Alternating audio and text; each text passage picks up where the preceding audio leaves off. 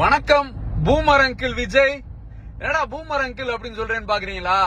அதாவது மதுரை மாதிரி ஒரு கெத்தான மாசான ஒரு ஊர்ல வந்துட்டு நீங்க அந்த பாண்டிச்சேரி 300 ஓட்டு கவுன்சிலர் புசி இப்படி எல்லா பேருமே பூமர் மாதிரி தான் பேசிட்டு இருந்தீங்க. அது யாரு? அந்த லாட்டரி பையன் ஆதவ். அது என்ன சொல்றாப்ல, தம்பியே வா தலைமை ஏற்க வா அப்படின்னு அண்ணா சொன்னாருன்னு. விஜய், அண்ணா சொன்னது தம்பியே வா அப்படின்னு சொன்னாரு, உங்களை மாதிரி தற்குறியே வா அப்படின்னு சொல்லல. அப்புறம் நீங்க பேசும்போது சொல்றீங்களே 1967 அண்ணா உருவாக்குனதையும் 1977 எம்ஜிஆர் செஞ்சதையும் நான் செய்வேன் அப்படின்னு. அந்த இடத்துலதான் நீங்க ஒரு நடிகைங்கிறத கரெக்டா காமிச்சீங்க. அடுத்தவன் வசனம் எழுதி கொடுக்கறத அப்படியே பேசுற ஆளு அப்படின்னு. அதாவது விஜய், 1967 வெற்றி பெற்றப்ப பேரறிஞர் அண்ணாட்ட பத்திரிகையாளர்கள் எல்லாம் கேட்டாங்க, அதாவது தேர்தல் அரசியல்ல ஈடுபட்ட 10 ஆண்டுகள்ல இவ்வளவு பெரிய வெற்றி பெறுவோம் அப்படின்னு நினைச்சு பாத்தீங்களா அப்படின்னு கேட்டாங்க அண்ணாட்ட. அதுக்கு அண்ணா சொன்னாரு, இது 10 ஆண்டு கால வெற்றி கிடையாது, எங்க பாட்ட நீதி கட்சி தலைவர்கள்லாம் போட்ட அஸ்திவாரத்துல உருவாக்குன வெற்றி அப்படின்னு சொன்னாரு. சரிதா? அதாவது நீதி கட்சி தொடங்கி 1938 இந்திய எதிர்ப்பு, 1957 தேர்தல் அரசியல் அப்படின்னு அவ்வளவு போராட்டங்களுக்கு பிறகுதான் அண்ணா அவ்வளவு பெரிய வெற்றி பெற்றாரு. சரிங்களா? அதே மாதிரி எம்ஜிஆரும் 1957 தேர்தல், 62 தேர்தல், 67 தேர்தல், 71 தேர்தல்னு எல்லா தேர்தலையும் திமுக தொண்டனா, ஒரு திமுகவோட நிர்வாகியா, திமுகவோட போராளியா களத்துல பணி செஞ்சுதான் அந்த வெற்றி அவருக்கு சாத்தியமாச்சு. அதனால யாருமே இங்க சும்மாலாம் இருக்க கிடையாது. அப்புறம் நீங்க சொல்றீங்களே விஜயகாந்த், புரட்சி கலைஞர் விஜயகாந்த் இருக்காருல்ல, அவருமே அவருடைய நடிக்கிற காலகட்டத்துல திமுகவோட தான் இருந்தாரு. அதுக்கப்புறம் 2000 கொடி வெளியிட்டு 2011 தான் அவரால் எதிர்கட்சி தலைவராகவே ஆக முடிஞ்சுச்சு. இதுதான் அரசியல். சினிமா மாதிரி நினைச்சோம்னா வேஷம் கட்ட முடியாது விஜய். இங்க யாரோ எழுதி கொடுக்குறாங்க அப்படின்னா எதையாவது பேசிட்டு இருக்க கூடாது.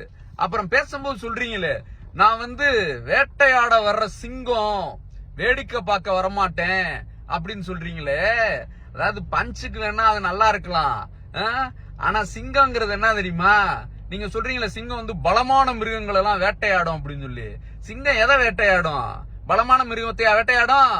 மானு, ஜீப்ரா, அப்புறம் சமயத்துல முயல், இன்னும் பார்த்தேன்னா இன்னொரு மிருகம் வேட்டையாடின செத்த இதெல்லாம் சாப்பிடுற இடம் தான் சிங்கம்.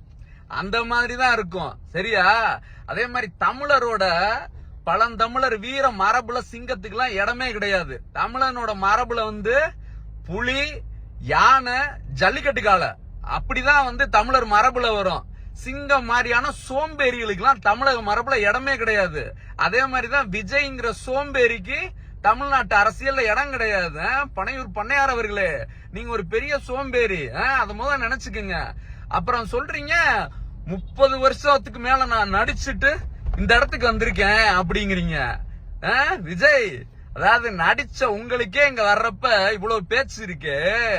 50 வருஷமா போராடி இந்திரா காந்தி மாதிரி வலுவான லீடர் எல்லாம் எதிர்த்து இன்னைக்கு நரேந்திர மோடி கண்ணுல விரல விட்டு ஆட்டி ஒவ்வொரு தேர்தலையும் நரேந்திர மோடியும் அமித்ஷாவும் ஓட விட்டு இன்னைக்கு இந்தியாவே திரும்பி பாக்குது பாருங்க. முத்துவேல் கருணாநிதி ஸ்டாலின் 50 வருஷம் போராடின தலைவன் எங்களுக்கு எப்படி இருக்கும்? அதாவது விஜய், நீங்க பேசுறதுக்கு முன்னாடி அந்த 300 ஓட்டு கவுன்சிலர் புசிட்டையோ அல்ல அந்த லாட்டரி பையன் மார்டின்ட்டே கேக்குறதுக்கு பதிலா உங்க பக்கத்துல அந்த IRS வாங்கிட்டு விட்டுட்டு வந்திருக்காப்ல ஒரு பையன், அருண் பிரசாத்தா அருண்குமாரா, அந்த பையன்கிட்ட கேளுங்க, நீ எப்படி தம்பி IRS ஆன அப்படின்னு சொல்லி. முத்தமிழ் அறிஞர் கலைஞர் போராடி வாங்கி கொடுத்த அந்த OBC இடஒதுக்கீடால தான் நான் IRS ஆனேன்னு அவரு சொல்லுவாப்ல. அந்த வரலாறு எல்லாம் தெரிஞ்சுக்கங்க. இல்லன்னா உங்க அப்பாட்ட கேளுங்க, கலைஞர் எவ்வளவு பெரிய ஆளுன்னு உங்க அப்பாவுக்கு தெரியும். அந்த காலகட்டத்தில் உங்க அப்பாவே கலைஞர்கிட்ட அண்டிதான் பொழைச்சாப்ல. அப்புறம் உங்களை மாதிரி ஜெயலலிதாட்ட போய் ஒரு படத்துக்காக கெஞ்சினவங்க திமுக காரன் எவனுமே இருக்க மாட்டான். அப்படி ஒரு படம் முக்கியமா போய் கெஞ்சனுமான்னா திமுக காரன் சுயமரியாதை தான் முக்கியம் நிப்பான். விஜய் மாதிரி சப்ப பையங்க தான் போய் அங்க போய் கெஞ்சறதுக்கு நின்னுட்டு இருப்பாங்க.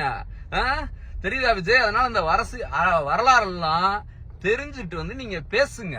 நீங்க எது பேசி இருக்கணும் தெரியுமா?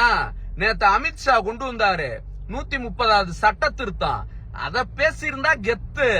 அதே ஒரே நாடு ஒரே தேர்தலை எதிர்க்கிறேன் அப்படின்னு சொல்லி இருந்தா அதுல ஒரு கெத்து. ஓட்டு திருட்ட பத்தி பேசுனேன் அப்படின்னா அதுதான் வந்து ஒரு அரசியல் தலைமைக்கு அழகு. அதை விட்டுவிட்டு நீட்டுக்கு விலக்கு கொடுங்க மோடி அப்படின்னு சொல்லி அங்க உட்கார்ந்து வந்து கெஞ்சிட்டு இருக்க கூடாது விஜய். கெஞ்சுறவன மதுரை மண்ணு என்னைக்குமே மதிக்காது. சரியா? நீங்க சொல்றீங்களே எங்களுக்கு பலம் யார் அப்படின்னா தாய்மார்கள்னு.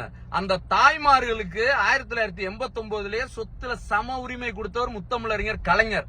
அவங்களுக்கு பொருளாதார ரீதியா வந்து ஒரு முன்னேற்றம் கொடுத்தது அவர் கொண்டு வந்த சுய உதவி குழு. அந்த தாய்மார்களுக்கு தான் எங்க தலைவர் உரிமை தொகை கொடுக்கிறாரு, விடியல் பயணம் கொடுக்கிறாரு.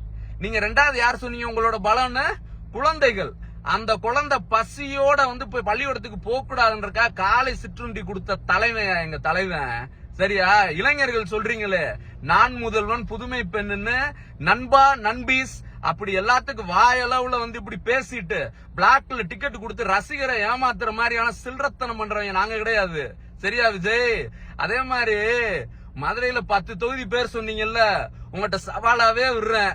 அதாவது நீங்க உங்க கட்சிக்காரனை நிறுத்துறத விடுங்க, உங்களுக்கு தைரியம் துணிச்சல் இருந்துச்சுன்னா மதுரையில போட்டிடுங்க. மதுரை மக்கள் உங்களை எப்படி மண்ணக்கவ வைக்கிறாங்கன்றத மட்டும் பாருங்க. நன்றி.